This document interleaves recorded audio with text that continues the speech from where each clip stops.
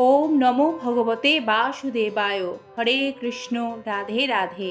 ফাল্গুন মাসে শুক্লপক্ষিয়া শ্রী আমলকি একাদশীর পুণ্যদিনে শ্রবণ করুন শ্রী আমলকি একাদশী ব্রত মাহাত্ম্য ও ব্রত কথা। যুধিষ্ঠির মহারাজ বললেন, হে শ্রীকৃষ্ণ, ফাল্গুন মাসে শুক্লপক্ষের একাদশী যে নামে বিখ্যাত তা বর্ণনা করুন। শ্রীকৃষ্ণ বললেন, হে মহাভাগ যুধিষ্ঠির, মান্ধাতার প্রশ্নের উত্তরে মহাত্মা বশিষ্ঠ এই একাদশীর মহিমা কীর্তন করেছিলেন। আপনার কাছে এখন আমি সেই কথা বলছি। এই একাদশীর নাম আমলকি। বিষ্ণু লোক প্রদানকারী রূপে এই একাদশী বিশেষভাবে মহিমান্বিত। একাদশীর দিন আমলকি বৃক্ষের তলে রাত্রি জাগরণ করলে সহস্র গাভীদানের ফল লাভ হয়।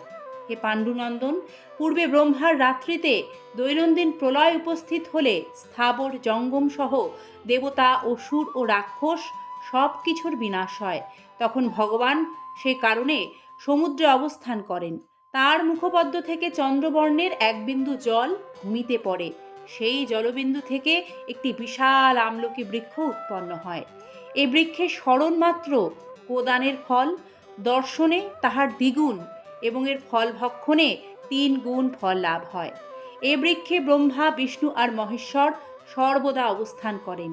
এর প্রতিটি শাখা প্রশাখা ও পাতায় ঋষি, দেবতা ও প্রজাপতিগণ বাস করেন।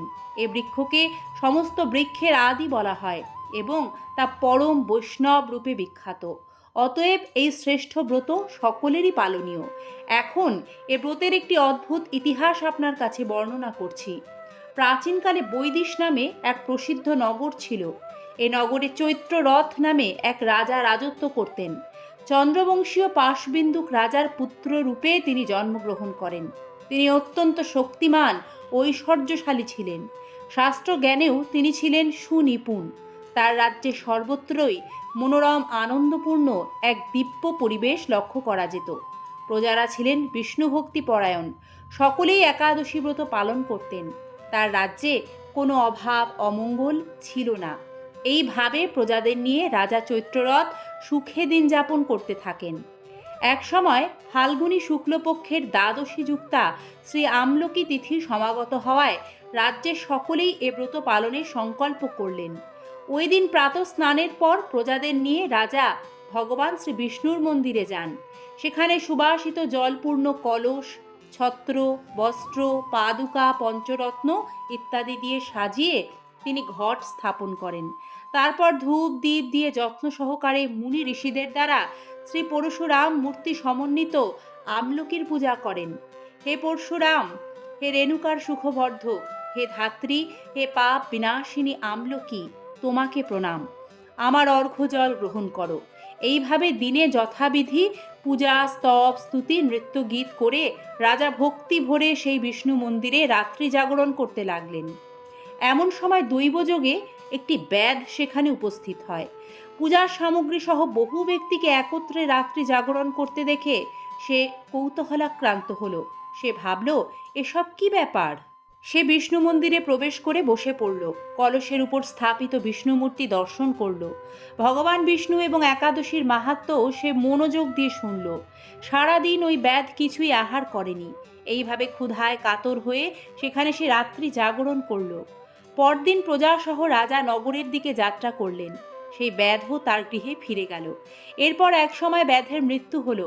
একাদশীতে রাত্রি জাগরণ ব্রত প্রভাবে সে ব্যাধ পরবর্তী জন্মে এক রাজ্যের অধীশ্বর রূপে নিযুক্ত হলো। জয়ন্তী নামে এক নগরী ছিল। সেখানে বিদুরথ নামে এক রাজা বাস করতেন। ওই ব্যাধ বিদুরথ রাজার মহাবলী পুত্র রূপে জন্মগ্রহণ করেন। তার নাম হয় বসুরথ। 1,00,000 গ্রামের আধিপত্য তিনি লাভ করলেন। তিনি ছিলেন সূর্যের মতো তেজস্বী, চন্দ্রের মতো কান্তিমান ও পৃথিবীর মতো ক্ষমাশীল। বিভিন্ন সদ্গুণে ভূষিত বসুরথ পরম বিষ্ণুভক্তি পরায়ণ হন। এই মহাদাতা রাজা একবার শিকার করতে গিয়ে পথ ভুলে যান। গভীর জঙ্গলের মধ্যে ক্ষুধায় পীড়িত হয়ে তিনি ক্লান্তিবশত শুয়ে পড়েন।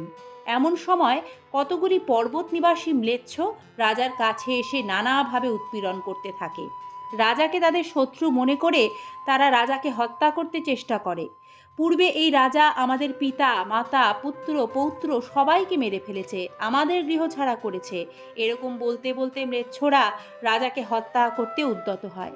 তারা বিভিন্ন অস্ত্র শস্ত্রে তাকে আঘাত করতে থাকে, কিন্তু আশ্চর্যের বিষয় তাদের সকল প্রচেষ্টা ব্যর্থ হয়।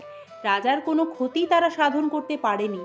তখন রাজার শরীর থেকে নানা অলঙ্কারে বিভূষিতা এক পরমা সুন্দরী স্ত্রীমূর্তি আবির্ভূতা হন। মহাশক্তি ধারিণী ওই নারী অল্প সময়ের মধ্যেই সকল পাপী ম্লেচ্ছকে নিধন করল। রাজার নিদ্রাভঙ্গ হলো। এই ভয়ানক হত্যাকাণ্ড দেখে রাজা অত্যন্ত বিস্মিত হলেন। তিনি বলতে লাগলেন, আহা, আমার শত্রুদের হত্যা করে কে আমার প্রাণ রক্ষা করলো? এমন কৃপালু কে আছে? আমি তার প্রতি আমার কৃতজ্ঞতা প্রকাশ করছি। এমন সময় দৈববাণী হলো, ভগবান কেশব ব্যতীত শরণাগতকে রক্ষা করবার আর কে আছে? তিনি শরণাগত পালক। দৈববাণী শুনে রাজা ভক্তিযুক্ত চিত্তে গৃহে ফিরে এলেন। প্রজাসহ মহাসুখে ইন্দ্রের মতো নিষ্কণ্টক রাজ্য ভোগ করতে লাগলেন। বশিষ্ঠ মুনি বললেন, হে রাজন, যে মানুষ এই পরম উত্তম আমলকি একাদশী ব্রত পালন করেন তিনি নিঃসন্দেহে বিষ্ণু লোক প্রাপ্ত হন। অথ শ্রী আমলকি একাদশী ব্রত মাহাত্ম্য কথা সমাপ্ত। হে কৃষ্ণ করুণা সিন্ধু দীন বন্ধু জগৎপতে, গোপেশ গোপিকা কান্ত রাধা কান্ত নমস্তুতে। নমো ব্রহ্মণ্য দেবায় গো ব্রাহ্মণ্য হিতায় চ জগদ্ধিতায় কৃষ্ণায় গোবিন্দায় নমো নমো। হরে কৃষ্ণ, রাধে রাধে। শ্রীকৃষ্ণ কৃপায় সকলের মঙ্গল হোক। শুভ আমলকি একাদশীর কৃষ্ণময় শুভেচ্ছা। ধন্যবাদ, নমস্কার।